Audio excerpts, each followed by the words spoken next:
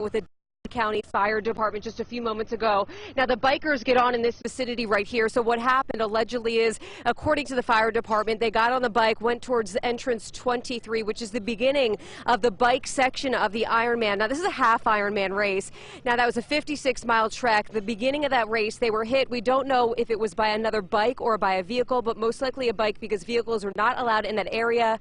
And then the person has been killed. Now, of course, this is fluid, and we're still learning. And of course, we don't know if it's a male or a female, but once we learn more information, of course, we're going to let you know as soon as we can, right here on NBC4 and on NBC4 to NBC4i.com, that is. So we're trying to keep everyone in our thoughts and prayers as we learn in more information. This is a very strenuous event, and this is a very unfortunate turn today right here in Delaware County, and we'll keep you posted right here on NBC4. Hattie, back to you. There was so much excitement there this morning. Danielle, thanks so much.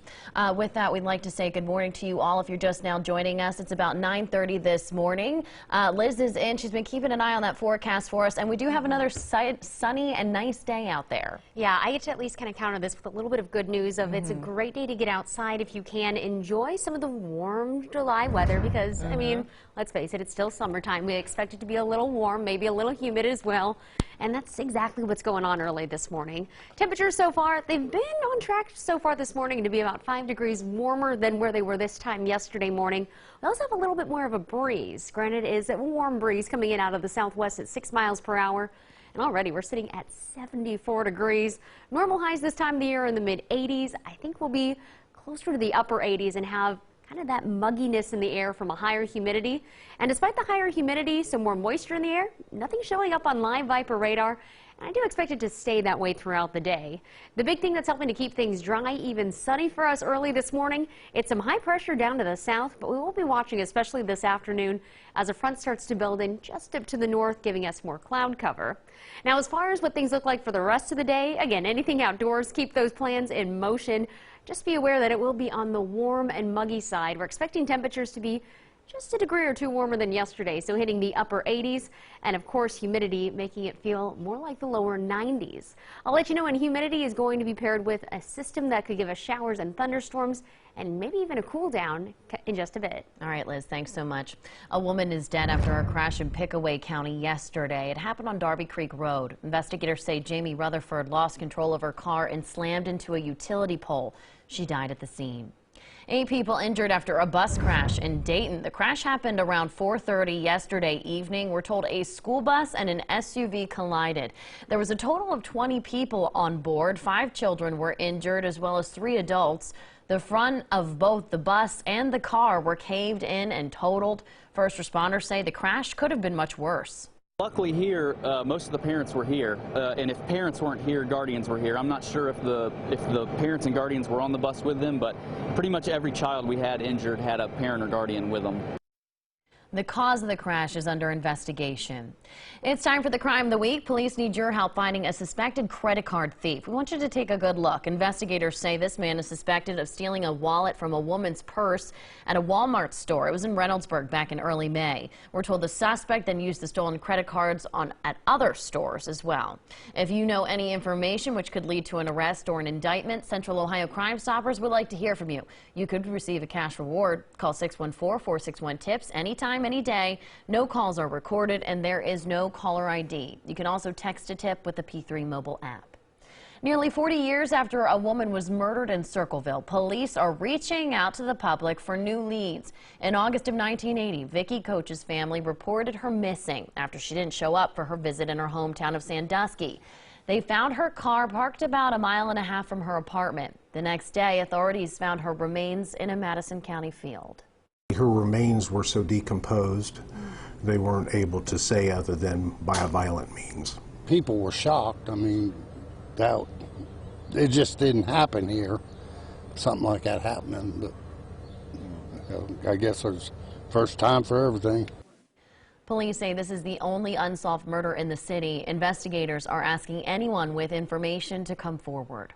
A local center can now better serve the community. Marsh Run Community Center got a facelift thanks to Value City Furniture, Hullport, and interior decorator Veronica Bradley.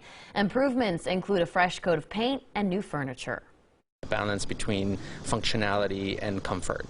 There are obviously classes that happen in different activities in the classrooms, and so we wanted to make sure that they had this space for that, for computers, for books, etc., but also a little bit of a space that they could use as a place to gather.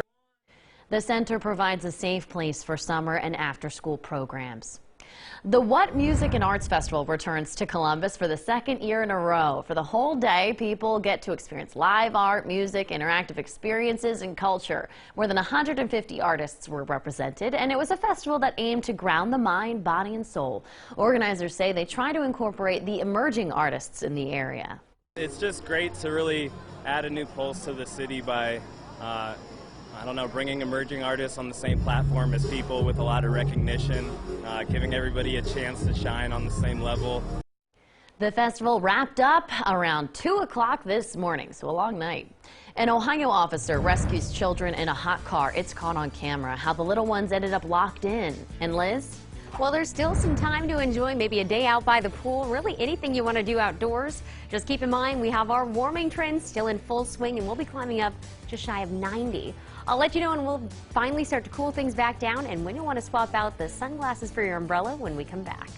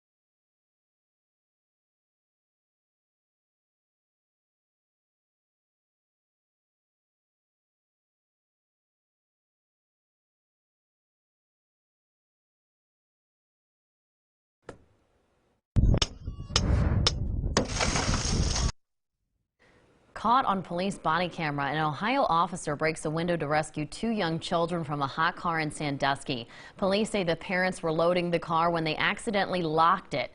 The children, ages 2 and 3, are okay. Hebron's first Pie Festival was a success this weekend. On Saturday, there was a lot of pie eating, live music, rides, and more. The mayor there even got a pie to the face, all for a good cause. The money that we raise with this event is going to the New Life Church Baby Pantry. The Baby Pantry is a free service where we collect diapers, formula, clothes for those in the area who need free things for their babies. There was also a pie eating contest and a pie walk. Now, Storm Team 4 with Central Ohio's most accurate forecast. I could go for a pie eating contest right about now. Yeah. Sign me up. And those pies look delicious, too. I know. Like, I'll take them. I think it's hard to find a bad pie, but Sold. those looked especially good. Yes. And, well, it has been pretty nice weather to be outside. Overall, hasn't been nearly as hot as where we were even last weekend, so no triple-digit heat index. Now, that being said, it is still a little bit warm, a little muggy. You can see from the tower camera, even a little bit hazy to start off the day. Temperatures, they are warmer than where we were yesterday, so that's going to be probably the first thing that you notice when you step outside.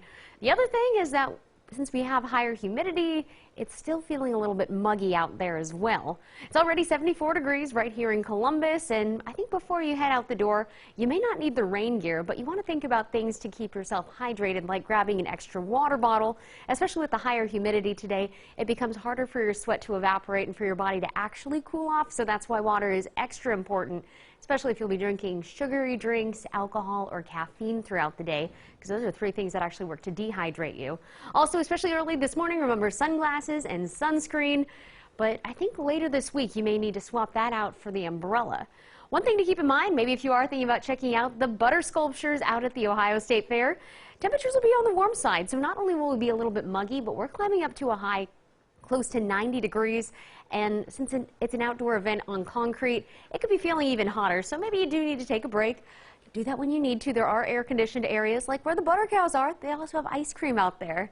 Same thing goes for if you'll be out at the Clippers game later on this afternoon. First pitch happens at 4 o'clock, so that's going to be the hottest part of the day, and even by the time the game's wrapping up, we're still going to be in the mid-80s, still feeling muggy and humid.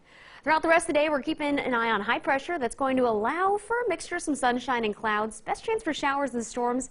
It's going to be staying up to our north where the front is. Now, by the time Tuesday rolls around, that's when a cold front moves its way across the area. It's going to do a couple things to our forecast. Finally, it's going to be wrapping up that warming trend because both today and tomorrow will be up near 90 degrees. It'll leave us with a high in the low to mid 80s. But also, it's going to come at the cost of both showers and thunderstorms, and those showers and storms could start as early as tomorrow afternoon. I'll have a closer look at the timing for when that front will be rolling through and when you want to pull out the umbrella in the full forecast coming up. All right, Liz, thank you very much. It's an event that will inspire curiosity and ignite conversation. Still to come, how Rock the Road is helping Pelotonia in a big way.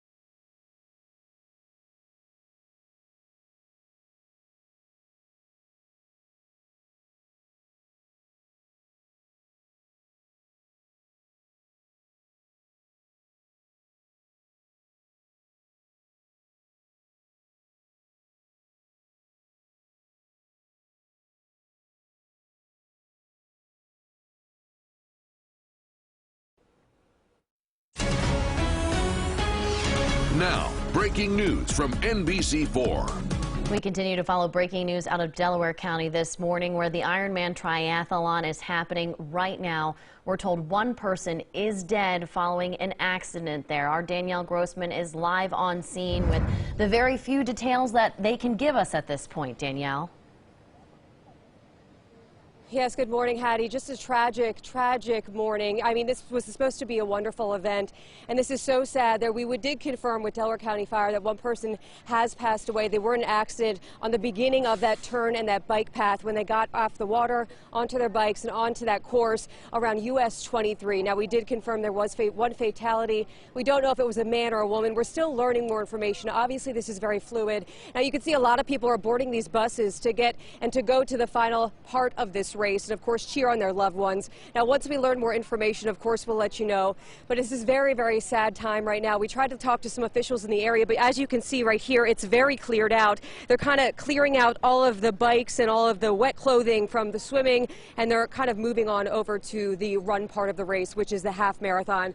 So there's not many officials that can confirm if the race has shut down at this point. We know US 23 was closed per the fire department, that is, but we don't know if the race itself has been shut down. But of course, we're going to find out. We're going to let you know what happened. But again, one fatality right here at the half Ironman in Delaware County. Hattie, back to you.